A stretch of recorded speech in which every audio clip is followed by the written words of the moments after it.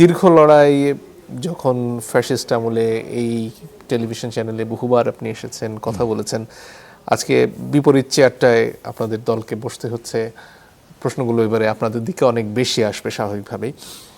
সেটা আসা উচিত এবং একটা অ্যাকাউন্টেবিলিটি থাকা উচিত। নিশ্চয়ই। আজকে সংবাদ সম্মেলনের প্রসঙ্গ থেকে আসতে চাই, জনাব তারেক রহমান অনেকগুলো প্রশ্নের উত্তর দিলেন, সেখানে ইঞ্জিনিয়ারিং হয়েছে কিনা এমন প্রশ্ন তার সামনে আসলো।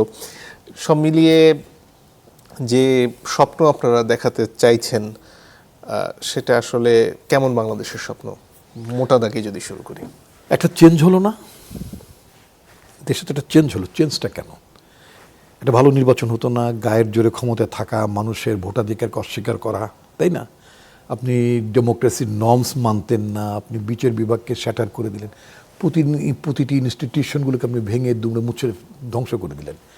তো এইটার একটা পরিবর্তন তো মানুষ চেয়েছে, মানে রাষ্ট্রে, সমাজে, সরকারকে প্রশ্ন করতে তো হয়। যেন আপনি বললেন যে এখন অনেক বেশি মানে প্রশ্ন আসবে, উল্টো দিকে বসবেন। তো যে রাষ্ট্রে, সমাজে এবং সরকারকে প্রশ্ন করা যায় না, প্রশ্ন তোলা যায় না, সেটা কি একটা সরকার হলো, সেটা কি একটা সমাজ হলো, রাষ্ট্র হলো, মানে একটা গণতান্ত্রিক রাষ্ট্র হলো না।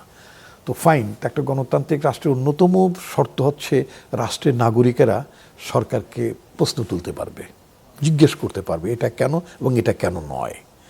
তো এই জায়গাটায় যে আমরা 5ই অগাস্টে দীর্ঘ বছর পর বছর, প্রায় 17 বছরটা লড়াইয়ের কালমিনেশনটা, চূড়ান্ত পরিণতি হলো আমাদের ছেলেরা, মেয়েরা, আমাদের মায়েরা, বোনেরা কালেকটিভলি সবাই যার যার জায়গা থেকে একটা কর্তব্য জ্ঞান মনে করেছেন এই কাজটি আমাকে করতে হবে, একটা গণতান্ত্রিক রাষ্ট্র বিনির্মাণের স্বপ্ন দেখেছিলেন। It is not a matter of case যে 300 লোকের একটা সেট পরিবর্তন হবে, ফিউ 30, 40 বা 50 পিপল যারা ক্যাবিনেটে থাকেন এই সেটটা পরিবর্তন হয়ে যাবে, নট দ্যাট। এটা অথবা একটা অনুগত বিচারক ছিলেন বা বিচারপতি ছিলেন, তার জায়গায় আরেকটা অনুগত বিচারক বা বিচারপতি আসবে, সেটার জন্য না। অথবা আগে যেভাবে মানে হাত কসলানো, মানে তেল মারা একটা মিডিয়া ছিল, ওই রকম আরেকটা মিডিয়া হোক, এখন সবাই বিএনপিকেও তেল মারবে, কসলাবে, এরকম একটা মিডিয়াও মানুষ দেখতে চায়নি। অর্থাৎ মানুষের এক স্বপ্ন জগতে তাদের একটা, এই দেশে একটা পরিবর্তন তারা দেখতে চেয়েছিলেন, তাদের একটা পরিবর্তিত বাংলাদেশের স্বপ্ন তারা দেখতেন। সেই পরিবর্তিত বাংলাদেশটা প্রেজেন্ট করাটাই হচ্ছে যে সরকারটি শপথ নেবেন তাদের দায়িত্ব। মানুষের যে প্রত্যাশা, আকাঙ্ক্ষা, সেই আকাঙ্ক্ষাকে বাস্তবায়ন করা, রূপদান করা।